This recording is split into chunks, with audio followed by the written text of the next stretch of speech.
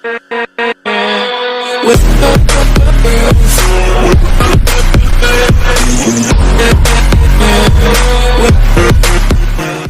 no Hero Academia does a ton of things right. It takes what could be a cliche simple series and turns it into an undisputed beauty. Of course, there's many aspects to this, and it's not just shonen done right, and that's how I will judge these 5 recommendations. So firstly, almost as an honorable mention, I'll put other cliche shonens that do things right, despite them mostly being long. For example, One Piece, also about a protagonist trying to get stronger, and also about a really strong supporting cast. Hatikyu Hitman Reborn, despite a slow start, becomes an amazing series. Hunter x Hunter 2011, trumping literally every aspect of My Hero Academia, aside from the cast, and it's most similar in my opinion to Naruto, although being quite a lot better, but with the protagonists being in a very similar position, and also trying to become a ninja and trying to become a hero are basically the same things, with a slightly different wording. Now for the 5 recommendations on the various aspects of My Hero Academia that I find the most enjoyable. On one end, we have the high school setting, with an entire class that gets developed throughout the series, and with a protagonist that grows from El Mucho Wimpo, pardon my French, to someone that could be relied on, and to someone that can become the strongest hero. So first I'd like to draw a connection to Soul Eater being pretty much the same idea, and also only being 51 episodes, not 17,000 like One Piece. It's an easy series to get into with a slightly lackluster ending due to its deviation from the manga. However, it also has the high school setting, it also has a fun cast, but I like the dynamic of the powers in Soul Eater as it's much more original than superpowers, where squads form between 2 or more people, one being the wielder and one being the weapon, making for a very interesting power dynamic and, needless to say,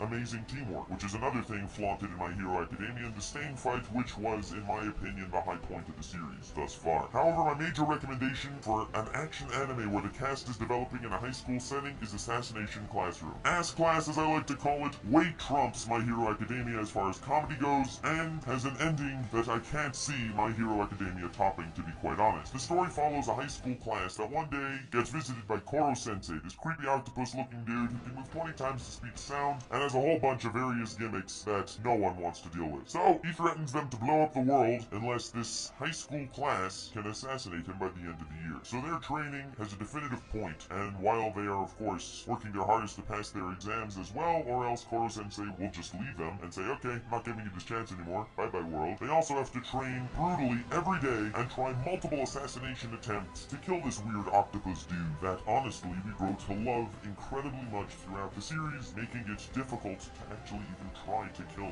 the unkillable sensei. Both seasons together is 50 episodes with a definitive ending, a beautiful ending, and a cast that develops the whole way through where everyone has their own specialty, in a setting that, let's be honest, can only be in anime. It's more in the sci-fi setting than in the fantasy setting, but I think it's a good recommendation for the people that love the Hero Academy aspect and the cast in the Academy, as well as their awesome teacher of My Hero Academia. For my second recommendation, a breakdown on the superhero genre that My Hero Academia does pretty much better than any other anime in a normal fashion. This is not like the superhero movies that we get in the West, Spider-Man, Batman, where it's mainly about one superhero or a team of superheroes like in the Avengers or the Justice League that are going to take on the world and defeat various bad guys whenever they decide to show up. My Hero Academia is a universe of heroes where heroes are accepted as a profession, anime style. And as far as the superhero breakdown, the first obvious recommendation that everyone thought of right in the beginning is One Punch Man, despite being completely different in like literally every single way from My Hero Academia. If you like the superhero breakdown, then One Punch Man is definitely for you, although you probably watched it, and if you haven't, take note, it's a comedy, so don't get too upset when you get the opposite of Deku for a protagonist. But for a more obscure recommendation that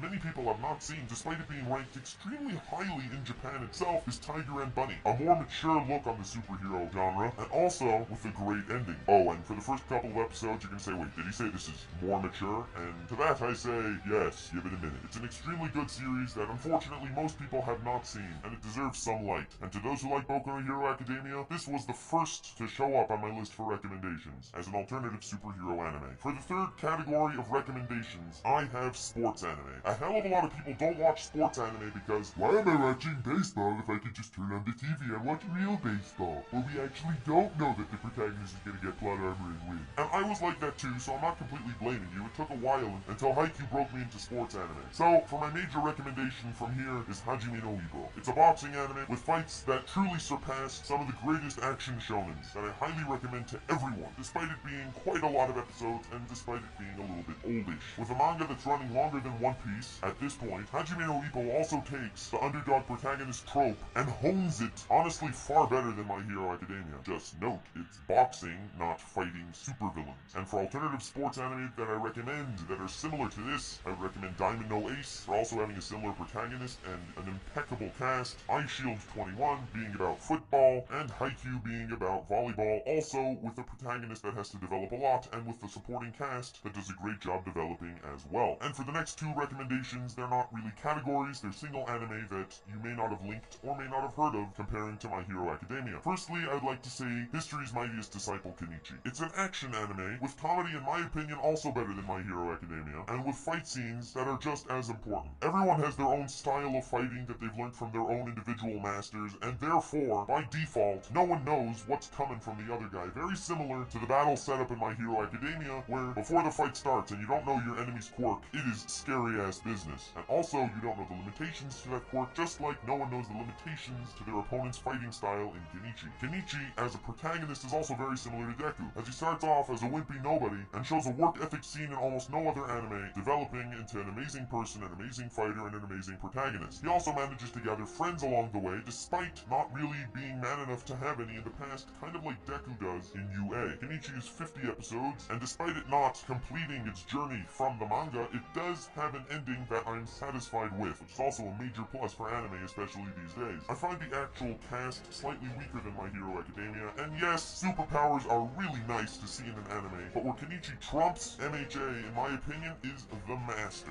The only two memorable teachers we know for Deku at this point is, forgive the pronunciation, Oromaito and Eraserhead. Both being good masters, both being completely opposites in personalities, and we feel like we know both of them. In Kenichi, he has 5 masters, each one individually being a better character than both All Might or Eraserhead in their own individual setting, whether it comes to personality, interaction with the protagonist, or just sheer badassery. Kenichi is an anime I recommend to everyone, despite no one talking about it these days except for Briggs. Also, don't worry, this is an anime. The fight scenes won't be that realistic, but they do still have the realism that you feel like you're watching actual martial art. Not like Might Guy's Taijutsu, which is literally not humanly possible. And finally, one more anime I'd like to talk about for this list, World Trigger. Also an anime that almost no one has seen, despite it coming out fall 2014 and running for 73 episodes. One thing I love about the fight scenes in Boku no Hero Academia is, it's not, I have the stronger quirk, therefore I can blow firepower at you until you die, like we see at the end of Naruto, that makes the whole battle dynamic fall apart. Sure, the strength of the quirk helps, but people actually have brains in this anime as well. In My Hero Academia, execution is the most important part of every battle, and in World Trigger it is as well. They fight with these items called triggers. Everyone can use these triggers, and despite some people using the same trigger, they can use them in totally opposite ways, and the battles are heavily strategy dependent, unlike most other series where the stronger fighter will win. Gonna segue here for a minute into JoJo's Bizarre Adventure, because it does the battle dynamic best of any anime in my opinion, but that is for another video. The story of World Trigger takes place in our regular old planet Earth, where these weird dimensional portals were opening, and neighbors, in other words, different dimension people that were coming in. So an organization was created to defend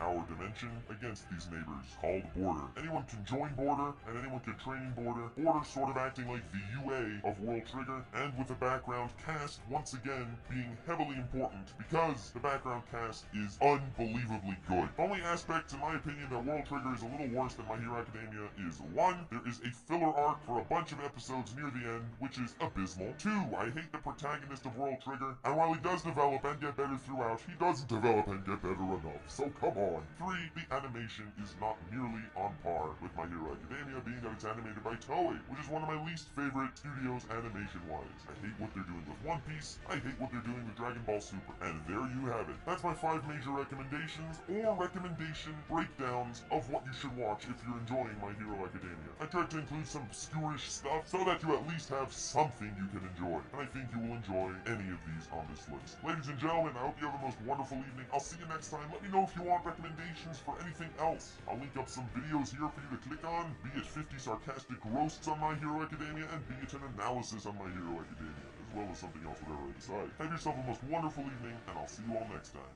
The beat drops out.